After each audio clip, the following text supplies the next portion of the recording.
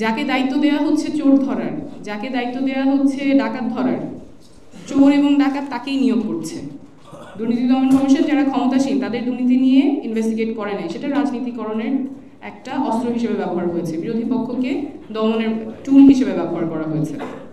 বিচার বিভাগে আমাদের প্রধান বিচারপতি তিনি নিয়োগপ্রাপ্ত হন আমাদের রাষ্ট্রপতির পরামর্শে, রাষ্ট্রপতি আবার নিয়োগপ্রাপ্ত হন জাতীয় সংসদে যারা এমপি আছেন তাদের পরামর্শে, এবং এমপিদের তো হাত পা বাঁধাই থাকে।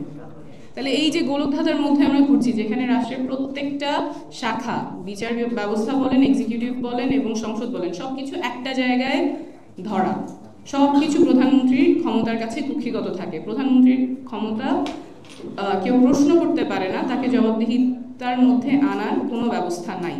যেই মন্ত্রী মানবাধিকার লঙ্ঘনের দায়ে অভিযুক্ত হবে তিনিই আবার মানবাধিকার কমিশনের বাছাই কমিটির মধ্যে আছেন। মানবাধিকার কমিশন যে ইনভেস্টিগেট করবেন যদি কোনো মন্ত্রী বা কোনো আমলা কারো অধিকার হরণ করে, সেই মানবাধিকার কমিশনারের নিয়োগ হয় একটা বাছাই কমিটির মাধ্যমে। বাছাই কমিটিতে কারা আছেন?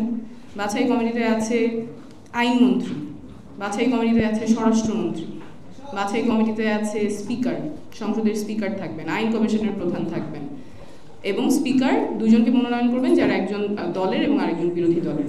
তো এখানে তো আর নিরপেক্ষতা নিশ্চিত করার কোনো মেকানিজম নাই। যাকে দায়িত্ব দেওয়া হচ্ছে চোর ধরার, যাকে দায়িত্ব দেওয়া হচ্ছে ডাকাত ধরার, চোর এবং ডাকাত তাকেই নিয়োগ করছে। এটাই তো আমাদের বর্তমান সংবিধানের নিয়ম আছে। মানবাধিকার কমিশন, দুর্নীতি দমন কমিশনের যে নিয়োগকর্তা, তাদের যাদের জবাবদিহিতা নিশ্চিত করার কথা তারাই তাদেরকে নিয়োগ দিচ্ছেন। এই জন্য তো এই ব্যবস্থা কাজ করছে না। এই ব্যবস্থাগুলো পরিবর্তনের কথা আমরা বলছি। যখন বছরের পর বছর দুর্নীতি হচ্ছে, দুর্নীতির কারণে আমাদের দৈনন্দিন পণ্যের দামগুলো বেড়ে যাচ্ছে, ইনফ্লেশন আনকন্ট্রোলেবল হচ্ছে। যখন দৈনন্দিন পণ্যের দাম বেড়ে যায় সেটা কৃষককে এফেক্ট করে না, প্রভাবিত করে না। কৃষকের ভোটে এমপি নির্বাচিত হয়ে সংসদে যান, কৃষক, শ্রমিক, সাধারণ জনগণ সবাই ভোট দিয়ে তাদের জনপ্রতিনিধি নির্বাচন করে সংসদে যান। এটাই আমাদের আইনসভা, সরকারের একটা শাখা। তো আইনসভায় যেই এমপিরা বসেন, সাধারণ মানুষের ভোটে যেই এমপিরা যান, তারা কি কৃষকের পক্ষে সেখানে রায় দিতে পারেন? বর্তমান সংবিধানে কি আছে? কৃষকের পক্ষে তারা রায় দিতে পারেন না, তাদের রায় দিতে হয় দলের পক্ষে। দলের বিপক্ষে যদি রায় দেন তাহলে তিনি এমপি থাকতে পারবেন না। সেটা আমাদের বর্তমান সংবিধান।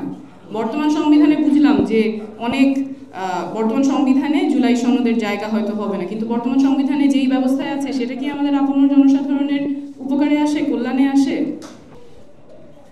কৃষকের, শ্রমিকের শুধু ভোটটা লাগবে। ভোট দেওয়ার সময় কৃষক, শ্রমিক তারা বুঝতে পারে যে ভোটটা কাকে দিব, ততখানি তাদের জ্ঞান আছে, কিন্তু তাদের জীবনের তারা যে বিচার চায়, দুর্নীতিমুক্ত বাংলাদেশ চায়, সেই কথা তারা বুঝতে পারেন না। এটাই আমাদেরকে রাজনীতিবিদরা শেখাতে যাচ্ছেন। কিন্তু আমরা বলছি এটা আসলে বাস্তবতা না।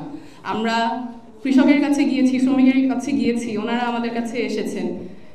বাংলাদেশের প্রায় প্রত্যেকটা জেলায় গিয়ে আমরা তাদের উঠানে বসেছি, তাদের চায়ের দোকানে বসেছি, এবং দেখেছি কি বিপুল আকাঙ্ক্ষা আছে পরিবর্তনের জন্য। এই যে চিন্তা করা যে জনগণ সংস্কার বোঝে না, জনগণ পরিবর্তন বোঝে না, এটা খুবই পেট্রিয়ার্কাল একটা ধারণা, এবং এটা আসলে বাস্তবসম্মত না। যারা চিন্তা করছেন যে সংস্কারকে এবার পাশ কাটিয়ে যাবেন, জনগণকে আবারও প্রতারণার একটা ফাঁদে ফেলবেন, এবার আসলে মনে হয় পার পাওয়ার উপায়।